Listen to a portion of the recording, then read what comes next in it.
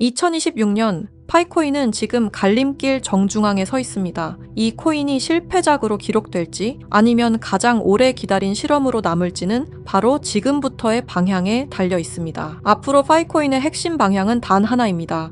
가격이 아니라 사용처입니다. 파이코인은 이미 채굴 단계를 넘어섰습니다. 이제 남은 과제는 명확합니다. 사람들이 실제로 쓰는가? 그리고 그 쓰임이 확장되는가입니다. 첫 번째 방향은 생활 결제 영역입니다. 소액 결제, P2P 송금, 특히 은행 인프라가 부족한 국가에서 파이코인의 존재 이유는 점점 또렷해지고 있습니다. 두 번째는 폐쇄형 생태계에서 개방형 생태계로의 전환입니다. 그동안 파이코인은 안전을 이유로 스스로를 꽤 강하게 묶어두었습니다. 하지만 2026년부터는 외부 서비스, 외부 자본과의 연결이 본격적으로 시험대에 오르게 됩니다. 이 외부 시장에 대한 영역 싸움이 바로 파이코인 생태계의 중요한 갈림길이라 볼 수 있겠습니다. 세 번째는 시장 신뢰 회복입니다. 대형 거래소 상장 여부보다 중요한 건 이 코인이 사라지지 않는다는 확신입니다. 그 확신이 생기는 순간 가격은 언제나 나중에 따라옵니다. 2026년의 파이코인은 당장 폭등을 약속하지 않습니다. 대신 사라지지 않을 이유를 하나씩 증명해가는 단계에 들어섰습니다. 그리고 지금 제가 여러분께 보여드릴 내용은 단순한 기대나 희망이 아닙니다. 파이코인의 본격적인 상승을 바라볼 수밖에 없는 이유, 그 흐름이 어디서 시작되고 어디로 이어지고 있는지에 대한 이야기입니다. 파이는 3140일이다. 이 말 한 번쯤 들어보셨죠? 최근 온라인을 뜨겁게 달군 심슨 가족 환상의 에피소드, 바로 그 안에서 지금까지 우리가 알고 있던 도큐먼트 1, 즉 그 문건 속에 숨겨진 진실이 다시 한번 주목받고 있습니다. 그 문서에는 놀랍게도 파이는 3년 후 3140일이 된다는 내용이 담겨져 있었는데요. 아마 많은 분들이 한 번쯤 들어보셨을 겁니다. 그런데 말입니다. 오늘 제가 들려드릴 이야기는 여기서 멈추지 않습니다. 지금부터는 아직 공개되지 않았던 도큐먼트 2페이지와 3페이지, 즉 비밀리에 감춰있던 그 문건의 내용을 함께 보실 텐데요. 그 안에는 단순한 숫자를 넘어 파이의 미래와 3년 후 상장될 거래소의 이름까지 상세하게 기록되어 있었습니다. 과연 이 모든 게 우연일까요? 아니면 철저히 계획된 예언일까요? 그럼 거두절미하고 영상 지금 바로 시작하겠습니다. 1990년부터 지금까지 미국 애니메이션의 전설 심슨 가족, 웃음을 주던 이 노란 가족이 수많은 예언을 적중시키고 현재는 예언 만화라고 불리고 있는데요. 이미 대중들에게는 신기하면서도 한편으로는 사기꾼들의 허황된 소리다, 그저 운이 좋아서 맞췄다라며 비판 아닌 비판을 이어가고 있는데요. 하지만 이미 300개가 넘는 예언을 맞춘 심슨 가족은 단순히 운을 넘어서 경이로운 수준의 예언 능력을 보여주고 있습니다. 보신 적은 없으시더라도 심슨의 캐릭터라면 누구나 알고 계실 거라 생각하는데요. 단순한 만화를 넘어 각종 정치, 환경, 사회 풍자 등등 해학과 풍자를 표현하면서 아이들의 성장 교육뿐만 아니라 다 큰 성인들에게까지 큰 교훈으로 영향을 미치고 있는데요. 오늘 들려드릴 이야기는 그동안 누구도 알려주지 않았던 환상의 에피소드에 관한 내용입니다. 파이코인을 채굴하던 분이라면 깜짝 놀랄 만한 소식이고, 파이코인을 채굴하지 않으셨다면 이제는 시작해야 할 때라고 느끼실 겁니다. 심슨 가족의 예언은 방송사에서도 기사로 다룰 정도로 총 300개가 넘는 예언들을 했는데요. 그런데 이 만화 심슨 가족의 에피소드 중에서는 전 세계에서 방영이 금지된 에피소드가 딱 하나 존재합니다. 해당 에피소드가 방영이 금지되어 버린 것은 바로 이 에피소드에 출연한 어떤 남성 때문이었는데요. 이 에피소드에 관한 이야기를 하기 전에 파이코인에 관한 예언은 그 전에도 있었죠. 현재 앞에 보이는 이 포스터에는 파이코인의 떡상을 예언하고 있는데요. 2012년 파이코인이 탄생하기 전에 출시된 에피소드, 모두가 아는 유명한 장면이 발견되었습니다. 2개의 포스터와 아틀라스 동상, 그리고 하늘을 뚫고 상승하고 있는 그래프와 선물이라는 문구까지 하나하나 전부 면밀히 살펴보도록 하겠습니다. 2가지 포스터 중 한 가지는 파이오니어에게는 굉장히 유명한 I love 파이와 다른 하나는 태극권을 연상케 하는 그림입니다.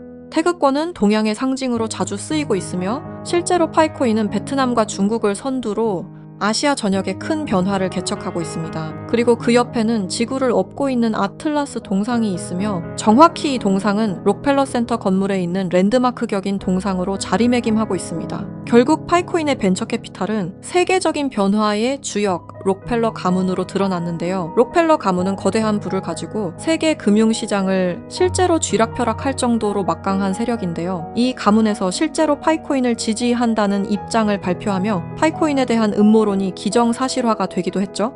마지막으로 기프트는 선물이라는 뜻으로 심슨 가족이 우리에게 주는 선물이라고 해석이 되고 있습니다. 그리고 하늘을 뚫고 상승하는 그래프까지 직관적으로 파이코인의 엄청난 잠재력을 내포하고 있는 것으로 보이고 있죠. 영상이 이렇게 끝나면 다른 파이코인 영상과 다를 게 없어 보이죠? 이제부터는 제가 유튜브 영상 어디에도 없는 파이코인에 관한 심슨의 추가적인 예언까지 한번 알아보도록 하겠습니다. 극소수만이 아는 심슨 가족의 에피소드 중에는 전 세계에서 방영이 금지되어 버린 이른바 환상의 에피소드로 남은 작품이 존재합니다. 바로 세 번째 시즌 첫 에피소드인데요. 해당 에피소드의 제목은 스타크 레이빙 데드입니다. 해당 영상이 한국에서 방영할 당시 MBC에서는 정신병동, 그리고 EBS에서는 리사의 쓸쓸한 생일이라는 제목으로 각각 방영되기도 했던 에피소드입니다. 그렇다면 이 에피소드는 대체 왜 방영이 금지되었던 걸까요? 간략하게 이 에피소드의 줄거리에 대해 말해보자면 호머 심슨이 어느 날 정신병원에 입원하게 됐고 그곳에서 자신을 가수로 착각하고 있는 환자 레온 컴퍼스키라는 남성을 만나게 됩니다. 그와 같이 다니며 둘의 사이는 더욱 더 돈독해지고 그는 틈이 날 때마다 주인공인 호머 심슨에게 파이는 3.14가 아닌 3년 뒤에는 3.14일로 정의될 것이라며 수차례 반복하며 말하는 장면이 포함되어 있습니다. 이러한 말에 호머 심슨은 세뇌되며 그의 문장을 지속적으로 말하고 다니는데요. 추후 정신병원에서 퇴원한 레온 컴퍼스키를 자신의 집까지 데려오게 되는데 하지만 이 에피소드는 바로 이 레온 컴퍼스키라는 남자 때문에 반경이 금지되었습니다. 이 레온 컴퍼스키 캐릭터는 자신이 가수라고 말하고 다니며 실제로 노래를 불렀는데요. 바로 이 노래를 부른 인물이 마이클 잭슨이라는 점 때문이었습니다. 실제로 그는 에피소드에서 자신을 마이클 잭슨이라고 말하고 다니며 노래를 부르고 춤을 추기도 합니다. 여기서 문제는 그가 에피소드에 등장하는 동안 실제로 마이클 잭슨과 너무 똑같은 목소리를 냈다는 겁니다. 그의 노래를 한번 들어보도록 하겠습니다. Billie Jean is not my lover. She took the girl who says that I am the one. 여러분 잘 들으셨나요? 여러분들은 어떨지 모르겠지만 적어도 제가 듣기로는 실제로 마이클 잭슨이 부른 것 같은 느낌을 받았는데요. 똑같은 목소리와 창법을 흉내내며 호머 심슨에게는 파이는 3.14일이라며 에피소드 내에 틈틈이 계속해서 언급했습니다. 하지만 당시 세계적인 팝의 황제 마이클 잭슨이 참여했다는 이유로 이 3.14일이라는 숫자는 세상에 묻히게 됩니다. 몇 년 후에 심슨의 총 제작을 맡고 있는 맷 그로닝마저도 레온 컴퍼스키는 마이클 잭슨이 맞다고 하였는데요. 사실 마이클 잭슨은 이 사실을 상당히 숨기고 싶어 했고 심슨 가족의 제작진들과 성우들 밖에 모르고 있었지만 본인이 직접 불렀다는 사실이 밝혀지면서 마이클 잭슨의 팬과 심슨 가족의 팬 모두에게 충격을 주기도 했습니다. 마이클 잭슨이 사망한 이후에 그가 추악한 범죄를 저질렀다는 내용의 다큐멘터리가 출시되기도 했었는데 피해자들의 증언이 많이 모순된 점을 비롯해서 많은 비판마저 공존했지만 해당 다큐멘터리의 여파가 워낙 컸던지라 심슨 가족의 제작진들과 그리고 판권을 구입한 디즈니 측에서 OTP 서비스인 디즈니 플러스 방송을 금지시키고 더 나아가 이후 발행되는 모든 DVD 등 매체에서도 해당 에피소드를 배제하며 현재까지도 이 에피소드는 전 세계 디즈니 플러스에서 완전히 그 흔적을 찾아볼 수 없게 되었습니다. 하지만 이 에피소드는 단순히 마이클 잭슨에게만 집중해서는 안 된다는 거죠. 바로 에피소드 내에서 틈틈이 언급되었던 파이는 3140일이라고 말하는 장면에 집중해야 한다는 겁니다. 그 중에서 바트 심슨이 발견한 라이언 컴퍼스키의 책에서는 이러한 내용이 있었는데요. 만약 당신이 3년 동안 기다린다면 1파이당 가격은 3141달러가 될 것이다. 이렇게 적혀 있었습니다. 또 하나 충격적인 예언은 2022년 HTX 거래소가 파이코인을 도둑 상장한 것 또한 예언되어 있었으며 그리고 그곳에는 가짜 이렇게 적혀 있었습니다. 다음 내용은 더욱더 충격적인데요.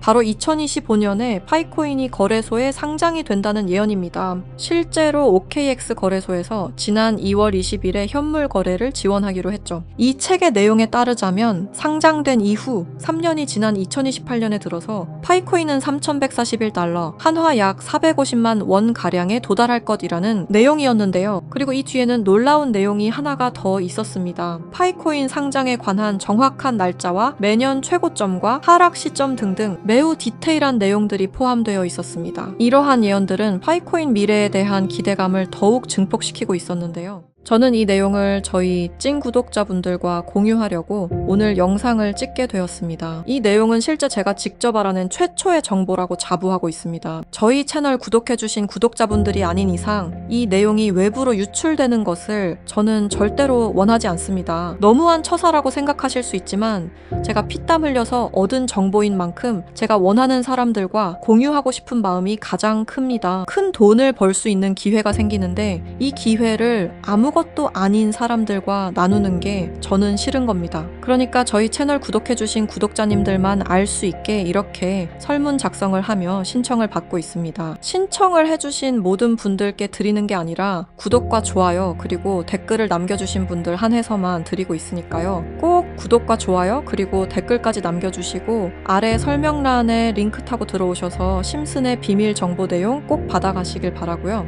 제출 버튼까지 눌러주셔야 저희가 확인이 가능하니까 제출 버튼까지 꼭 눌러주시기 바랍니다. 만약 진짜로 3년 뒤에 이 거래소에 상장이 되고 누구보다 빠르게 먼저 이 정보를 알고 있다면 7조 원을 벌어들였던 시바이누 부자처럼 우리도 부자가 될 수 있는 길을 알게 되는 거라 생각하는데요. 진짜 부자가 되고 싶으신 분들, 더 이상 돈 때문에 구질구질하게 살기 싫으신 분들 이 기회 놓치지 마시길 바랍니다. 오늘 영상은 여러분들에게 희망찬 영상이 되었으면 좋겠다는 마음으로 알차고 꼼꼼하게 구성했으니까요. 다음 영상도 많이 시청해 주셨으면 좋겠습니다. 시청해 주셔서 감사합니다.